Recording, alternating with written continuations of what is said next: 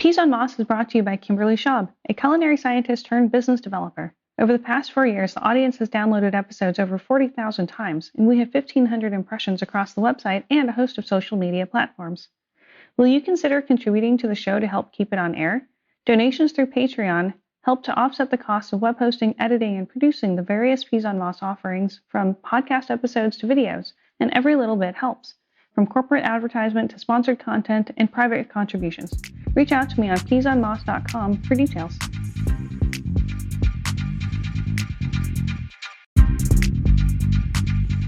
Hey Peas on Moss listeners, welcome back to a new episode. I'm thankful that you're taking the time to download these episodes and to join me for a few minutes of food industry insights. Safety first is a phrase we all utter, especially right after we trip and fall or have a near miss on spilling something on the floor. Well, in the food industry, food safety is absolutely imperative. This week's guest is food safety expert and consultant Vanessa Siahmakoun. She shares her insights on food safety and provides some basics for us in the industry to make sure we know. She brings nearly 20 years of experience as a food safety expert from some of the biggest brands, including Walmart and Tyson.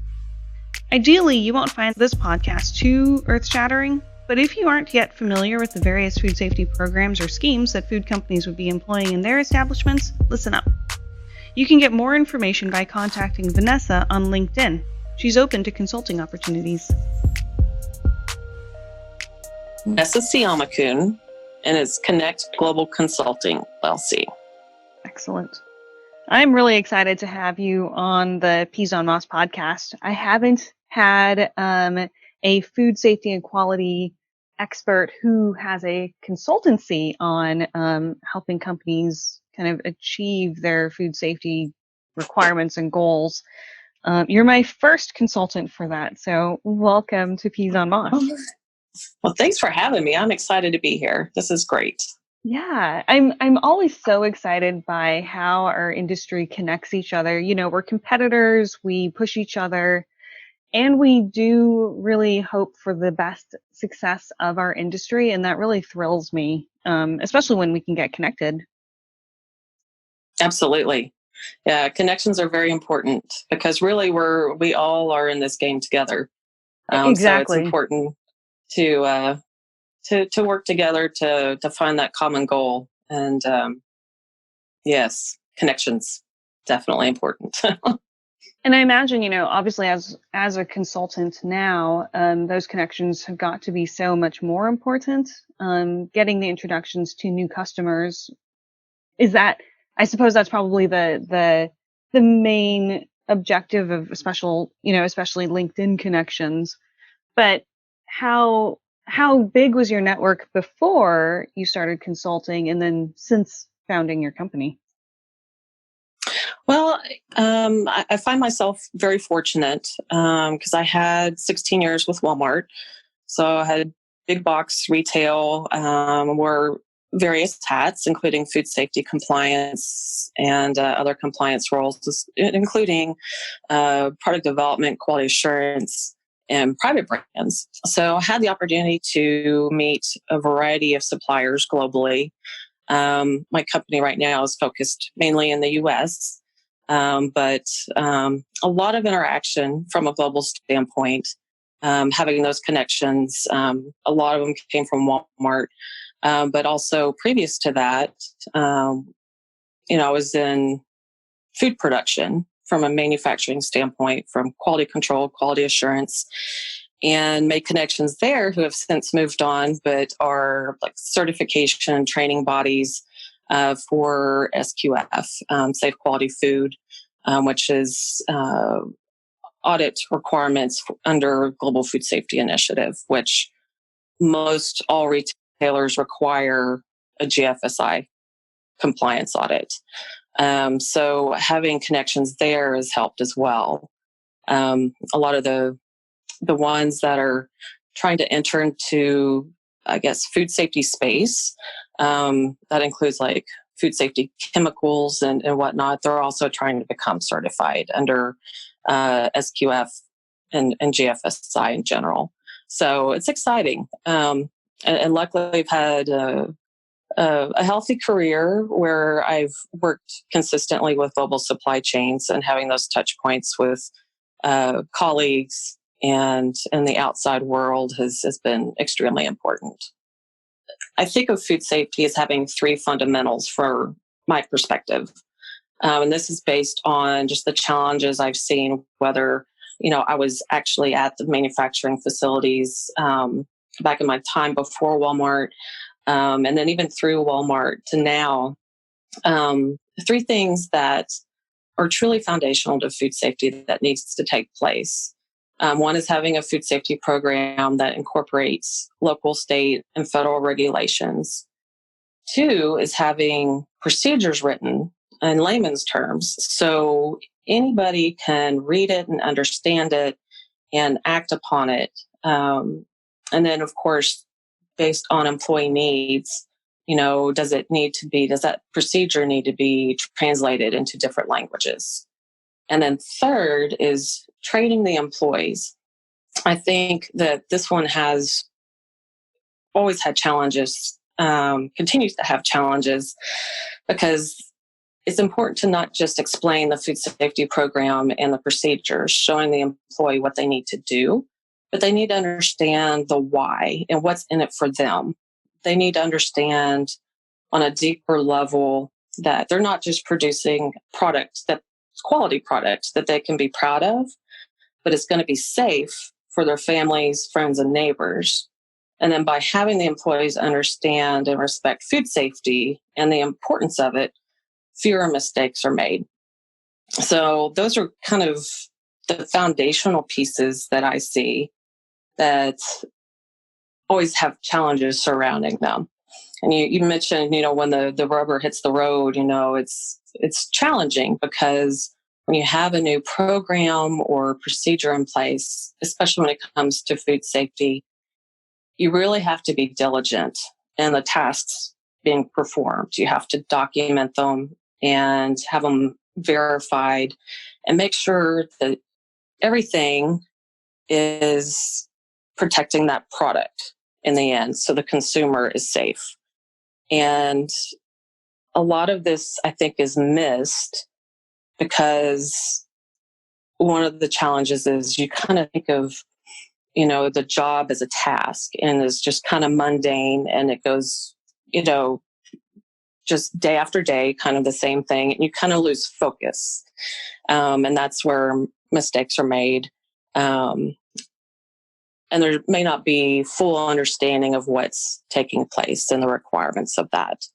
So that's kind of been the challenges I've seen through my career, and even to present day, is having these things in place so that you can have compliant product, safe product, compliant documentation, and then you are compliant when the audit comes around. So that's probably the biggest challenges overall. Absolutely. And with that, you're expressing a lot of buy-in from the operators to the quality control people who are on the floor, where they are working shifts. They're trying to do a lot with fewer and fewer resources, and potentially fewer Yes. post-COVID. And it's hard, honestly, to dedicate the resources, whether that's my own brain cells or actual manpower, um, to what can sometimes feel like extra work, or good documentation that's clear and understandable and not misinterpretable. That takes a lot of energy and time. Absolutely. So when you say, some of the work that you do has to include not only the training of the employees, but helping them get the buy-in, what are some of the ways that you can achieve buy-in across the teams? Because you're working with leadership all the way through to the operators who are opening the bags. Right. So, there's a variety of ways. First is just fully explaining the life or death aspect of food safety. there's different, scenarios that have happened, tragedies that have happened through time that have hit the press that have been detrimental to families, to companies, to the brand. Conveying this is extremely important. Having them understand by following their food safety plan and the outlined procedures will help mitigate this, help prevent this. And then also you have to look at, are there smarter ways of working? As you mentioned, there are, fewer workers on the line, especially now. And there's just real time constraints and constraints with the workforce in general. So it's evaluating how can you work smarter, not harder. And this is kind of a concept that's also a challenge because especially manufacturing facilities have operated the same way for years. And now they're having to change, and change is very, very hard to accept and to get that mindset. So helping them find ways to work smarter, and then getting buy-in from leadership, the company owners, the supervisors, the leadership all the way down, and having them encourage the workforce. And then find a way to provide rewards of some type to the workforce. In addition to just having that fundamental understanding of food safety between the life and death and the importance of it, are there ways that the company can, provide a bonus or certain time off or just some type of benefit that the company is able to do? And then that will loop back to what's in it for the employee. And so if they understand by driving quality and food safety, then they can achieve those goals and have that tangible reward in the end. So that overall helps with buy-in tremendously. But you got to have that leadership support. Yeah, absolutely. The dedication of those resources, instead of just saying, well, now you just get one more thing to do that you're not, the employee might not feel like he or she is getting reimbursed for in some way or another. That can be painful. It can be painful. Yes. It would be a matter of explaining, having some level of transparency of the importance of that additional role that they're doing, helping them with finding that smarter way of working. And then, if there's a way to reward them, it helps lessen the blow, especially in times like this.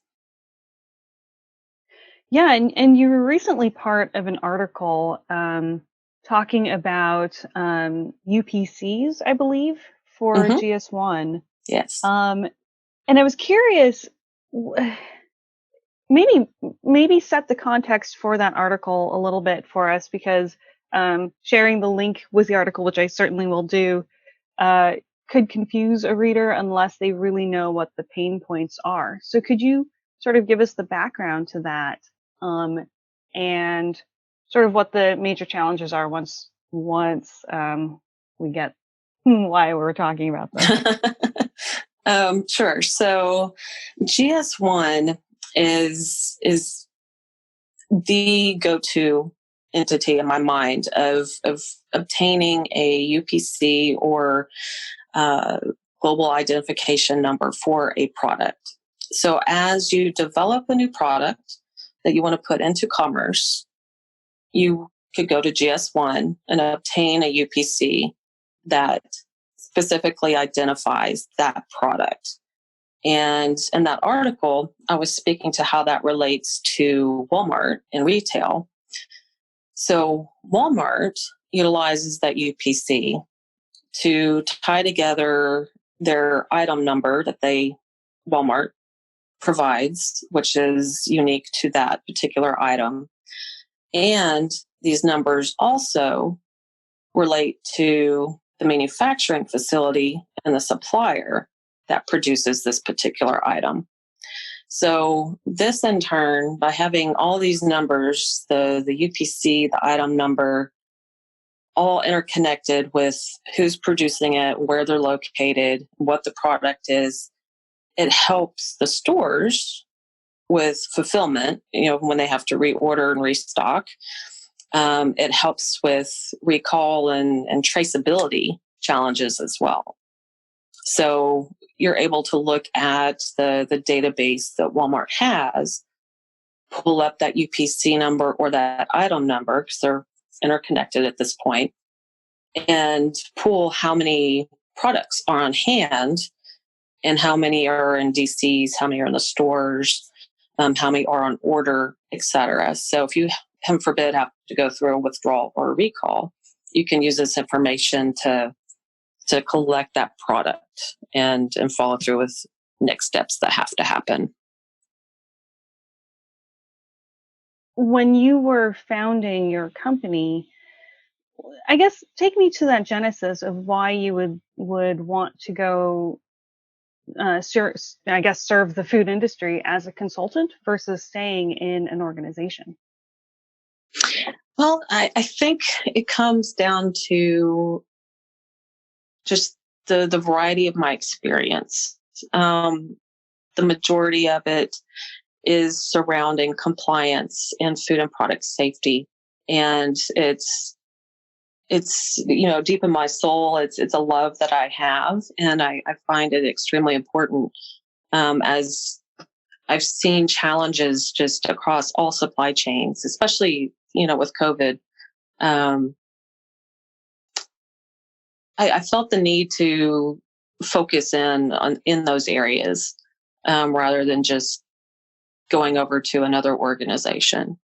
So I believe I could provide more expertise and benefit in this capacity. Yeah, I mean, that makes sense. Want to really drive change. Experiences. Yeah, the experiences that you've gained through those organizations are so key, and it really, when you expand out to being a consultant, you do get an opportunity to influence even more companies. I definitely applaud that. Well, it definitely is exciting, and it adds variety, and it's provided opportunity to learn more about different industries, and like the food safety chemicals. That's reaching out broader than just food production. So it's definitely exciting, and it's great to be able to provide a service and benefit that helps not just the customer, the client, but the end customer, the mom and dad who gets the groceries or goes to the restaurant and buys dinner. It's great to be able to provide that assistance to help move along the food safety industry.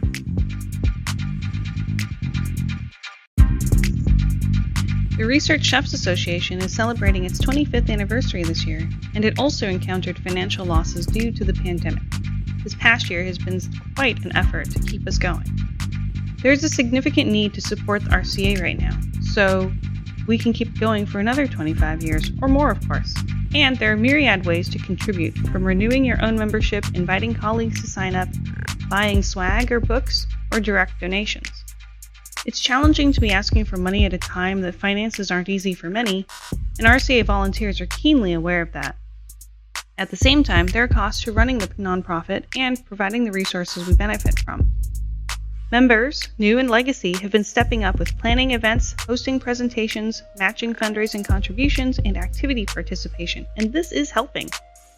As an active volunteer, I've most recently gotten to support the Seattle region's upcoming April 29th raffle fundraiser featuring donations from chefs, writers, artisans, and businesses who are coming together to support both the Research Chefs Association and Big Table.